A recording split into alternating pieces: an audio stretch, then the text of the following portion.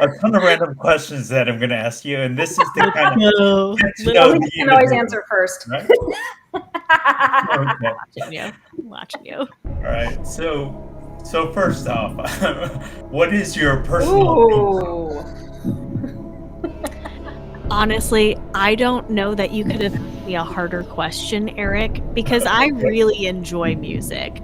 Yeah. Honestly, Oh, if really? I'm just picking some songs like at random that are vibes, Pink Pony Club by Chapel Roan always hits. Golden from K-pop Demon Hunters, absolutely Okay. transformative. Gosh. This is a very challenging question. Those are my theme songs for now, Eric. Ask me for now. next year, they'll be different again, I swear. Okay. Okay, then you, Alex, what is your personal theme song? So I would say Get Back Up Again from the movie Trolls. Okay. Because it's just super poppy, happy, and just like, we're just going to get back up and do it again. So I love that one. My poor husband had to listen to that soundtrack on repeat so many times. And then Shake It Off. I've been a Swiftie since like 10th grade, which is a lot of years ago. But Shake It Off was actually my walk-up song for a conference last year.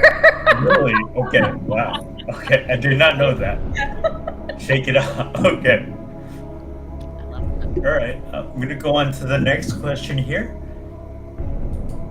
I hope this next question is easier. So, who is your personal hero? And we'll start with you, Elise. Oh, you want to start with Alex? Okay. I mean, Alex is a really powerful one. Absolutely. We're both going to say the same one, I bet. Honestly, there's a lot. Eric, you ask really wonderful questions. This is the problem, is you ask wonderful questions. I think there's too many to honestly name. Like within the oncology space, Alexandra Hill, Kelly Sturm, Scott Capozza. Like, oh my gosh, there's so many that are personal heroes of mine. I think maybe more on the personal side of things. So my grandmother, Granny, RIP, she just recently passed this summer. She had cancer 4 times. And it just could not knock her down off her game. And so it was really interesting to see, because she was diagnosed for the first time when I was 16 years old, and then over the years was diagnosed again. And so seeing that journey for her and what that looked like, and also parallel with my own journey of, going through high school and college and then PT school and becoming a professional has been really interesting. And so like a personal really high moment for me is when I got to give her a signed copy of my oncology pocket guide for other physical therapists. Like that was such a high point for me. And so like Granny is absolutely one of those up there for me. And then my husband's pretty cool too. He's a cool hero. Okay, next. Go for it, Alex. Alex, it's get the stage. So Scott Capozza, hands down. Yeah. He was actually on here. I know. Yeah. He is one of the most giving and resilient people I've ever met. With his time, his energy, his resources, his knowledge. I could do a whole podcast just about how much everybody loves Scott Capozza. I mean, he's incredible. And not just what he gives, but also his advocacy and how he encourages others and equips others to advocate not just for themselves, but for the profession as well. So he's been a big one in oncology. And then Dr. Meryl Alapatu, so she's at UF. So she was one of the first pelvic therapists that I shadowed. Helped with me with getting my case report and a poster submitted to the first CSM conference. Has really helped to elevate me in my first couple years out as a new PT with getting involved with research and how to write a paper and being a co-author. And we still are collaborating to this day on a CPG right now. So she's just been absolutely incredible. And then on a personal note, I would say my older sister is a force to be reckoned with.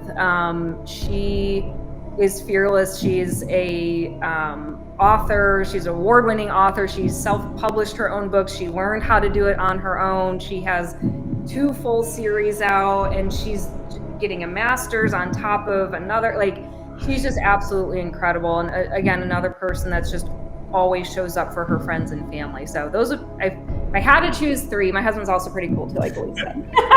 Gotta throw in the hubby. All right. Next question. This is for Elise. We'll start with you. What is your favorite hobby? I was thinking about this question earlier today, which is so weird. Like, it was not queued up. I love mysteries. I love reading about them. I love solving them in whatever capacity. I love watching them unfold. So, like, mysteries, I think, are my big category here. And then I don't think a lot of people know this about me. I really like gaming. I am a fiend for Horizon Zero Dawn and Horizon Forbidden West series. That is my wind down hobby. Absolutely. Gotcha. Okay, Alex. I don't even know how I'm gonna follow that. That's pretty shocking, I'll admit. So yeah. I love hiking, which is, now that I'm living in Florida, I'm not from Florida, but to go from like mountains in the Carolinas and Maryland to like Florida, I'll still say hiking and traveling. And I'm a total foodie. My husband and I enjoy like each weekend, like trying a new place, and just like these little hole in the walls. Like we had amazing Ethiopian like a couple weeks ago, and then we had Philippine. Like it's just I just love being a foodie. So eating and activity are my hobbies. Okay.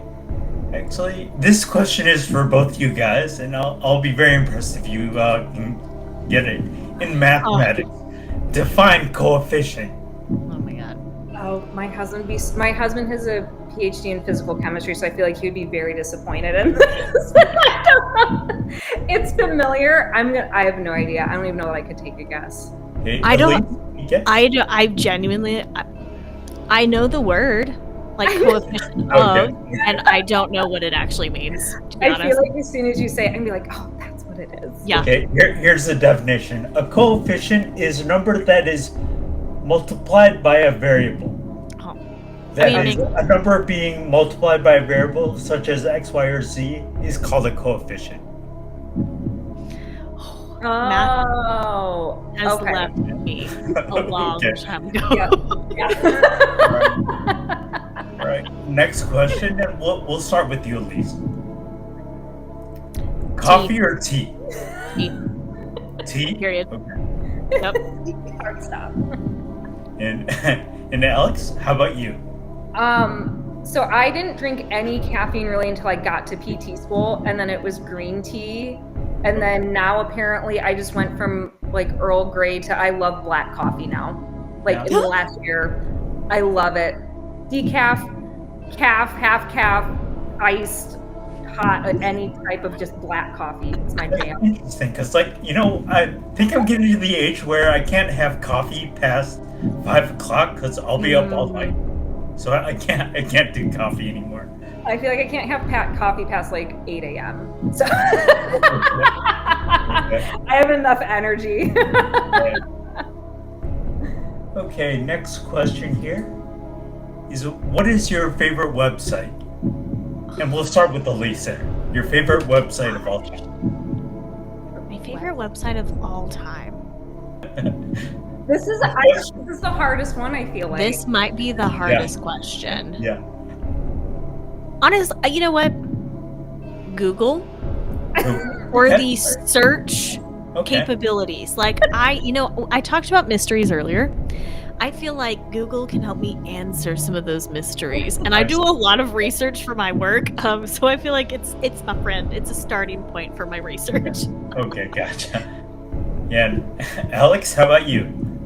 Honestly, I was thinking Google too, because it's just the gateway to everything else. I mean, if this was years ago, then it would have been like Ask Jeeves or like whatever search engine there is. Okay. All right. Okay, next question here. Movies or TV shows? Well, we've got 4 more questions. I've only got 14 questions for you. Dang. Okay, TV show if I need to binge, movie for date night. Okay. Oh, that's good. I think I emotionally can commit to the arc of a TV show more than I can a movie. Okay. All right. Okay. Another one here. Dogs or cats? I'm curious on Alex's answer. I know. I grew up with both, and now I only have plants. So I feel like I'm going to say answer C, plant. Okay. All right. But I love dogs and cats. I never pass up the chance to pet one. I am a dog owner, so I'm going to put dog on this one. But I'm not opposed to cats. The dog is in the room with me. He might be upset if I answered otherwise. Teddy would be a little offended. Yeah. All right. Just a couple more questions here. Eating out or ordering delivery? I like the experience of going out and ordering food and, having the experience of eating. Okay. I would say if I had to choose one, eating out, unless it's rainy and yucky, and then ordering is going to be the best as we binge. Okay. All right. Next question here. This is a very controversial question. Oh, my gosh. So I really am interested in what you guys say. I'm so curious. Okay. Pineapple on pizza. Yes. Oh my goodness. With mushroom. I understand the controversy now. Yeah. If you had asked me a year ago, I actually would have been a no, but I think as I've gotten older, I have come to appreciate the flavor of pineapple on a good Canadian bacon pizza. Like, there's something about it. Okay, I've got a couple more questions here. Like, okay, we'll start with Elise. Where's your favorite place to travel? Oh man. I really enjoy visiting Boston and Chicago. I think they are really, really cool cities. I've had really cool experiences. If I had to pick one, I think it would be Boston because there's the food element. Like, I love seafood. So I think that's probably one of my absolute favorite places to go. Okay. And Alex? I would say Iceland is my favorite place. I've been there twice. Last time that I went was when I got engaged, which was so cool. It was on a black sand beach because it's, volcanic island. We're also in an earthquake there, so that was an interesting weekend. Okay. But like the landscape, the people, the culture, the food, like the architecture, like everything is absolutely incredible there. It's probably my favorite place to go to. Nice. Okay, and I've got one last question here. Any words of advice for people with disabilities? As tiring as it can get and frustrating as it can get is to keep advocating for yourself, but don't necessarily feel like you have to do it alone. Find others who can support you or other people that are already doing something, or find that healthcare, like my patients know, like I don't like saying a bulldog because I don't like Georgia, but I am a bulldog for my patients. Like if you need me to come after some insurance, like we will get you what you need. Like, but like finding other people to help you advocate for yourself. Get somebody to help hold the microphone for you to amplify what you need. Mm-hmm. Alex, you can be a bull gator. Okay. Oh, I like that. Not a bulldog. Okay. Yeah. Okay. Yeah. That way you're saved. I'm not gonna lie, my advice was probably going to be along the same lines, I think. And I don't want to say this from a perspective of like, you have to advocate for yourself. This person listening to this already knows that. Like, you have to advocate so much. My patients have to advocate for themselves so much. But I think what Alex said about finding those people to be on your team to help advocate with you and for you is a really, really important part. And so that's what I hope that my patients say about me, is that I am also an advocate, and that I am on their team and I am helping encourage them in the corner and advocating for them. Gosh, I don't have an original thought here. I'm sorry, Alex. I'm just like, yes to what she said. Yes. You threw in the bull gator, so we'll take that. I'll be a bullfrog with you. Actually, I was just checking Facebook, and there's one question in here. See that? Do you feel that the medical and biopharma companies are adequately integrating your specialized type of physical therapy into their medical treatment continuum? This is from Junius Hill. That's my dad. Oh my God, really? Hi, Dad! Hi, Dad. Okay. I would say in general, yes. I think that especially now that across different types of diagnoses and specialties, there's more research on the benefits of rehab and the need for conservative care as we go through the algorithm, right? So these companies have these algorithms that then, the physicians or the medical providers are then implementing. And rehab should be part of that. And I think that a lot of companies are also recognizing that their device or their medication also works really, really well with rehab. Right? So a lot of these conditions, especially these chronic conditions, oncology, it's not just one magic pill, although rehab is pretty magical. But it's multimodal. We typically need multiple things. And so I do feel like in general, pharmaceutical companies, device companies are integrating rehab pretty well. Okay, I'm going to be controversial and disagree here. And this is based on my experience. Alex and I live in different states, right? We work in very different areas as far as like what Alex has seen is not necessarily what I've seen. I don't think in general that medical companies, the healthcare industry is really leveraging what physical therapy, especially oncology physical therapy, can do for patients. Like Alex mentioned, the research is extensive when it comes to the benefits of oncology physical therapy and what it can do for a person before treatment, during treatment, after treatment, and for the rest of their life when it comes to improving their mobility, improving their independence, improving their quality of life, and sometimes even improving their body's response to treatment and maybe even their outcomes, like from a survival standpoint. It's not a blanket statement, right? We can't apply this to every person with cancer, but we do have really strong evidence that supports that sometimes in certain cases, certain diagnoses, certain treatments, patients who are physically more fit are more likely to survive their cancer. And we know that patients who are physically active after a cancer diagnosis are going to have a better life expectancy and potentially quality of life expected out of that. So I don't think that medical companies and, healthcare in general and our culture is adequately leveraging and using and getting patients connected with oncology physical therapy to see these kinds of benefits. So sorry, Alex, absolutely. No, I don't think so. We have a lot of work to do. We have a lot of work to do as a community. And I'm not just saying medical do better. It's also on us. It is on us as the physical therapist to make sure that we are out there. We are talking about this. We are getting connected. We are also helping patients get connected with our services so that we can see these benefits.